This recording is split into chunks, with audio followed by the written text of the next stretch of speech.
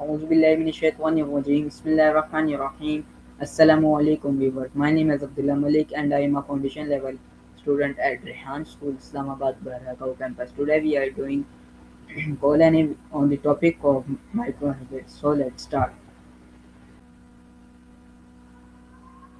Hello Maya, can you hear me? Yes, I can hear you now, Akila. Your voice sounds much clearer. What's on your mind?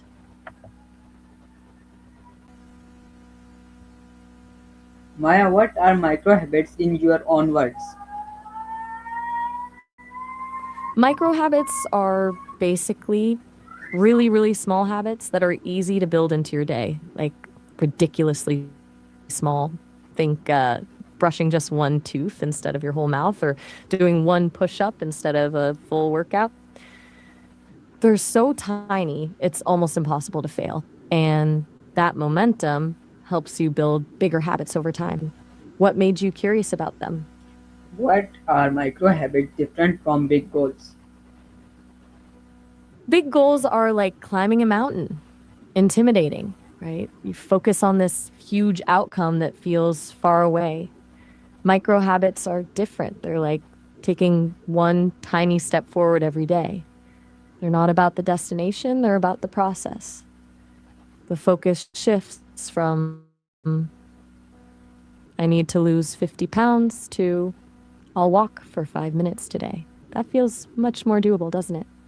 Plus, those little wins build confidence and momentum you wouldn't get waiting for Why do small steps man. more matter Well, more than big plans? are you asking why small things matter more than big plans? Yeah. I think what you're getting at might be mm, about consistency. That tiny daily actions add up to bigger things over time. It's like building a foundation versus trying to build a whole house at once. Which makes more sense to you? Can a 1 minute habit really change your life? Why or why not?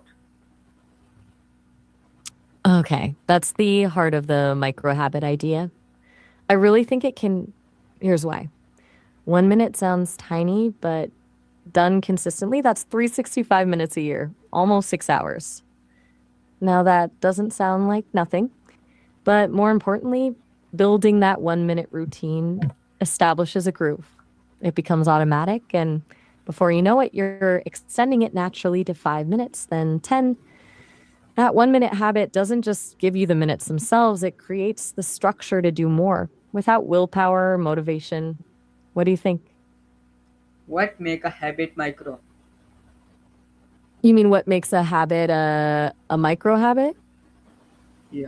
A couple things. First, it has to be stupidly small, like so small you can't really fail at it. Second, it's often tied to an existing habit or time, like after I brush my teeth or right when I sit down for coffee. And last, it doesn't rely on motivation. It just happens because it's so easy, almost automatic. What's a tiny habit you've tried or thought about starting? Why do people fail when they start big habit?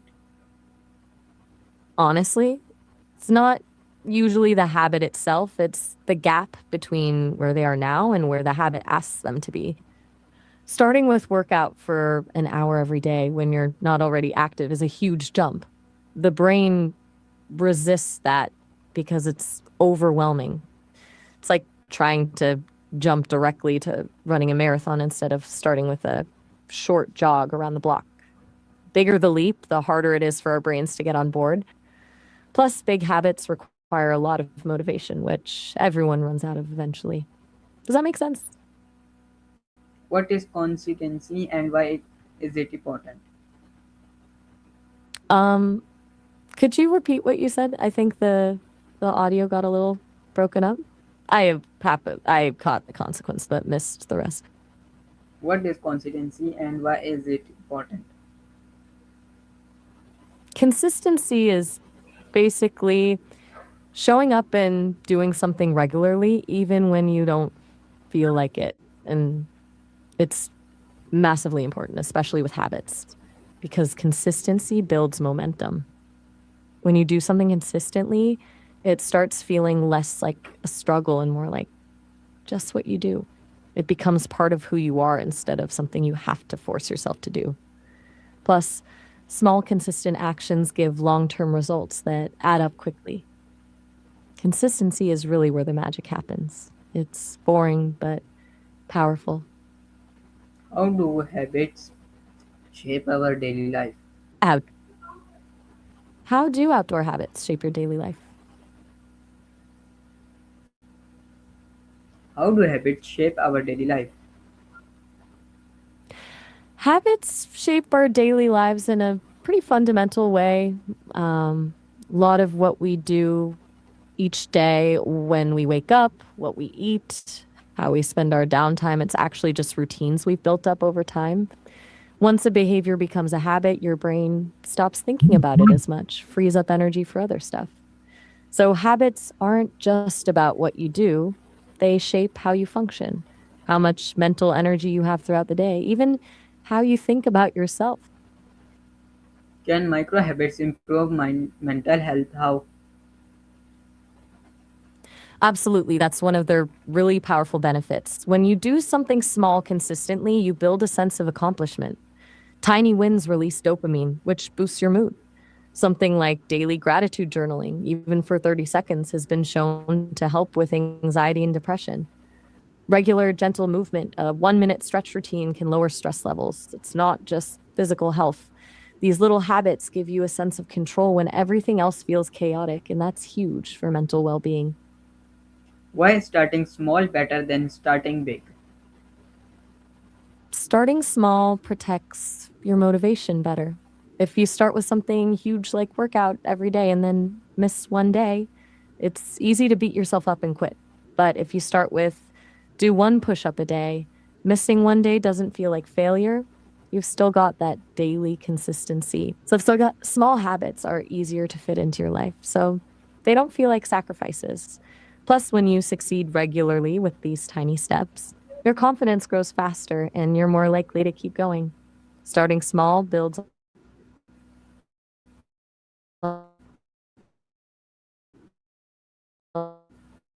itself to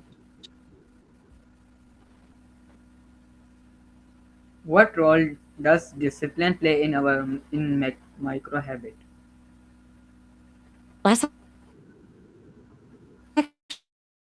actually really for habits, but with micro habits, it's different. They're designed so you barely need discipline. Because they're so easy, there's very little resistance from your brain. You're not forcing yourself to do something, you're doing something so simple it feels almost pointless not to. Over time, that lack of resistance actually strengthens the habit. The real discipline comes when you stick with them even when you don't feel like it. But since the task is so small, that discipline is more about consistency than actual willpower. Can micro habits work without motivation? Yeah, absolutely. That's kind of the whole point. Motivation is awesome when it's there, but it's really unreliable. Micro habits don't depend on feeling motivated. They're designed to be so small that motivation becomes irrelevant.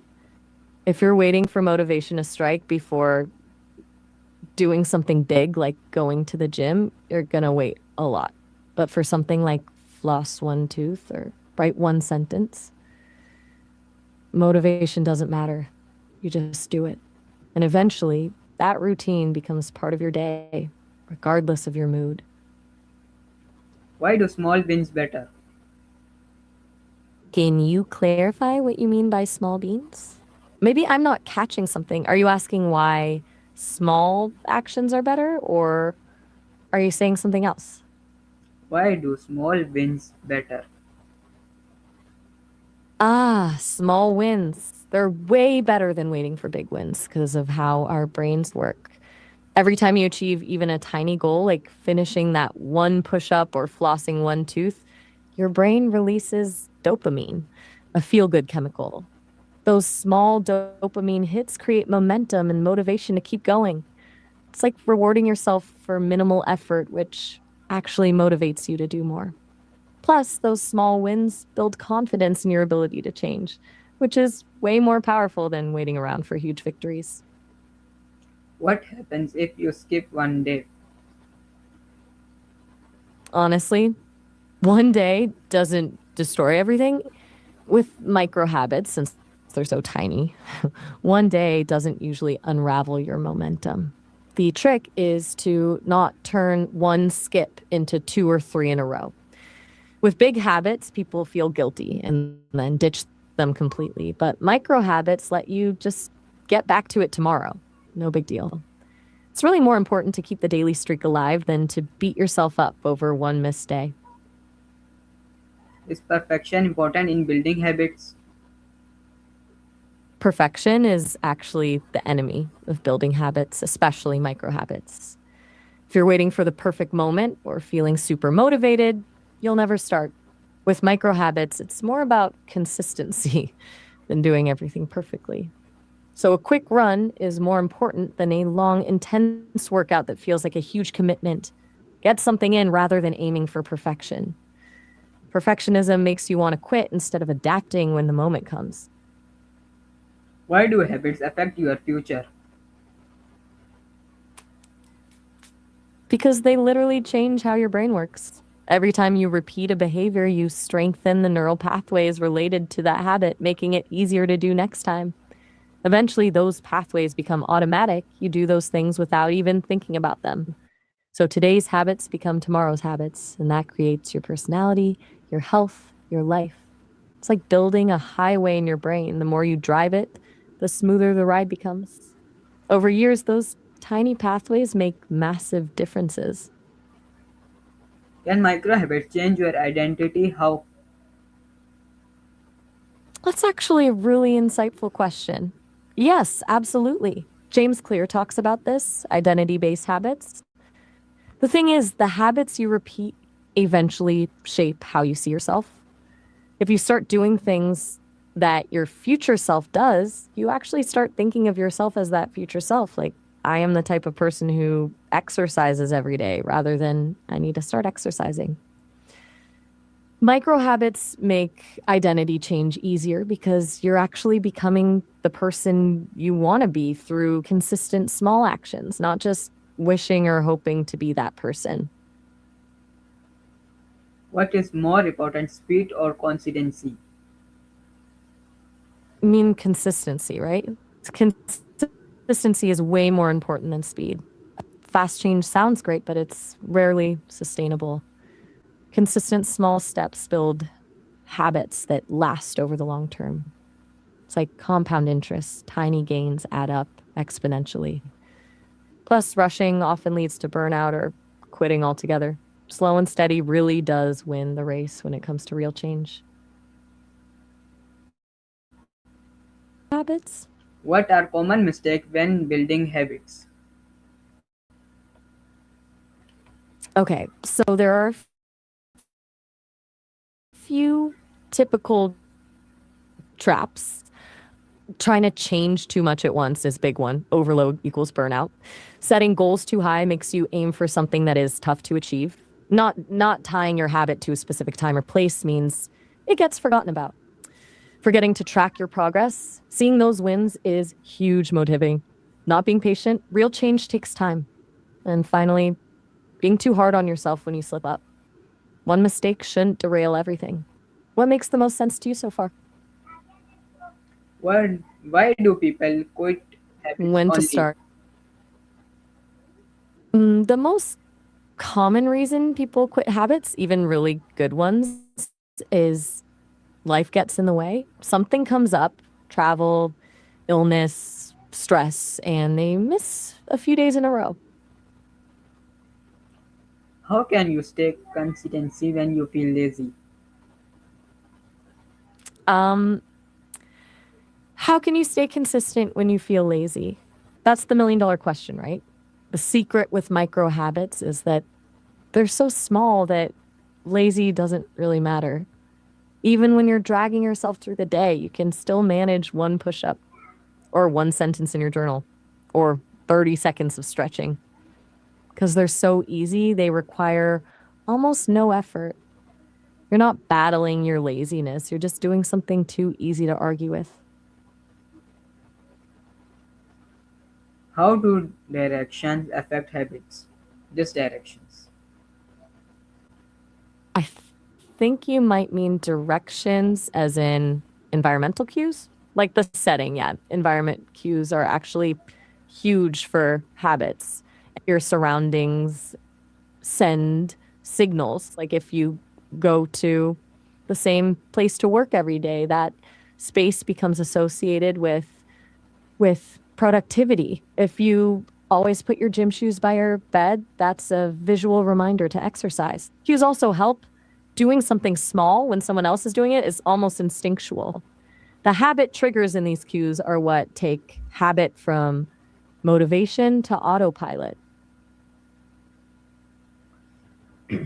What is all or nothing thinking dangerous?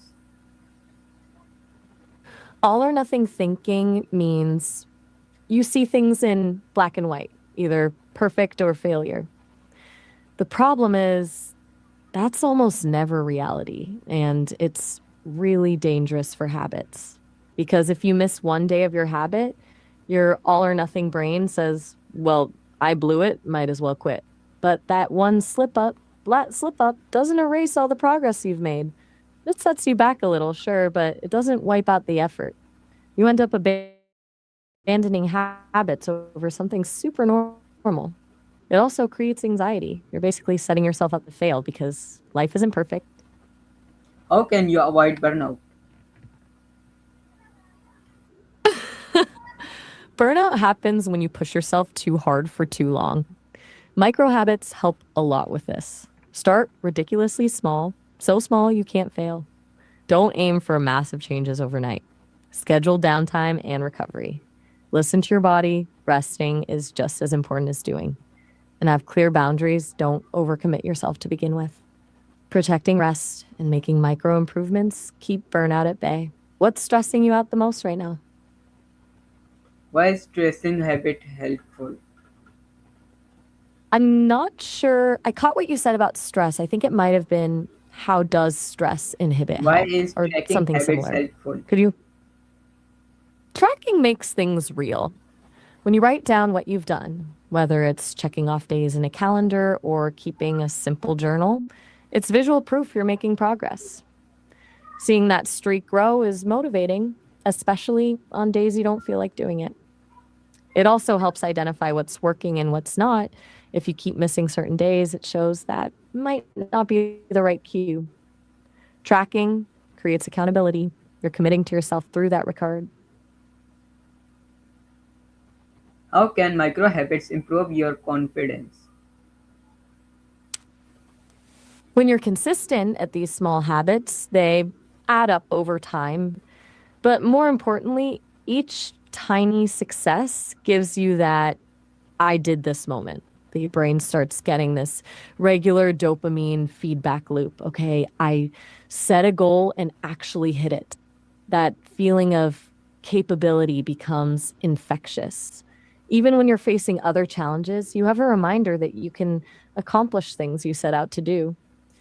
Building these wins adds to your confidence by building your self efficacy, your belief in your ability to actually make stuff happen. How can micro habits help in exams? Micro habits can be a game changer for exams. Break your study into tiny chunks, 20 minutes of focus work followed by a 5-minute break. Instead of study for 3 hours, it's do one Pomodoro or review one topic from your notes each morning. Those tiny moments make studying less overwhelming, more manageable. And the momentum from consistent study builds over time without exhausting you before the exam. What's your biggest study challenge right now? How do micro habits connect to long term success? It's really the beautiful part. They're totally connected. Small improvements add up over time in ways you wouldn't believe, like compound interest on money. A tiny bit saved each month grows into something huge after years. With habits, it's similar. A tiny bit of daily work slowly transforms your skills, your health, your mindset. Everything changes gradually over time without you even realizing it. So micro habits become the foundation for lasting success. They're less dramatic, but way more reliable than trying for big leap transformations. Can some can small habits create big failure if they are negative? How? Absolutely. That's the flip side we don't often talk about. Small negative habits like scrolling through social media for 5 minutes before bed or having just one cookie with coffee, those seem harmless, right? But they're still habits. Over time, they can lead to bigger problems, sleep issues, weight gain, procrastination. The issue is we tend to dismiss tiny negative patterns because it's not that bad, which allows them to become ingrained and hard to break. Consistent small negative choices add up, like consistent positive ones, except they build bad things rather than good ones. What is the science behind habit formation? There's this cycle. Scientists talk about cue, routine, reward. A cue triggers you. You have your routine, then get a reward that strengthens that pathway. When that cycle repeats, the connection forms between the cues and the behavior in your brain, eventually becoming automatic. Our brains want to be efficient. So behaviors we do often get hardwired. Dopamine plays a huge role. It's about the anticipation, not the actual reward. Plus, there's the basal ganglia, which processes habit formation. Small habit, simpler path. Big habit, a much more complicated one. That's like anything else on your mind tonight? Can micro habit replace motivation completely? That's a great question. Maybe not completely replace it, but micro habits significantly reduce how much you need motivation. Motivation's fickle, comes and goes. Micro habits tap into different system. They become almost like automatic routine. You do it regardless because it's easy, so you don't depend on your emotional state. Some days you'll feel motivated, and that's awesome. But it doesn't matter if you aren't, because they don't need motivation to run. How do habits influence your mindset? Really deeply. Your habits shape what you believe about yourself. If you're someone who consistently shows up and gets things done, even in tiny ways, your brain starts thinking you're the kind of person who can accomplish things. Then you start seeing challenges as something you can handle, not avoid. Your habits become your self belief system. Negative habits can work in reverse too. If you procrastinate and avoid things consistently, you start seeing yourself as someone who can't handle responsibility. Over time, habits become a self fulfilling prophecy of who you believe you are. Why is it hard to quit bad habits? Quitting bad habits is hard because they are literally changing your brain chemistry. Those neural pathways get reinforced every time you do something. And over time, those grooves become deeper, meaning your brain actively wants it even when you think you don't. It's also your brain trying to protect you from discomfort. Those habits gave comfort or distraction at some points. So your brain thinks avoiding change equals avoiding pain. Plus, negative habit often trigger coping behaviors rather than rational thought. That's why trying to use willpower alone rarely works. Your biology works against you. You need something more consistent and system based.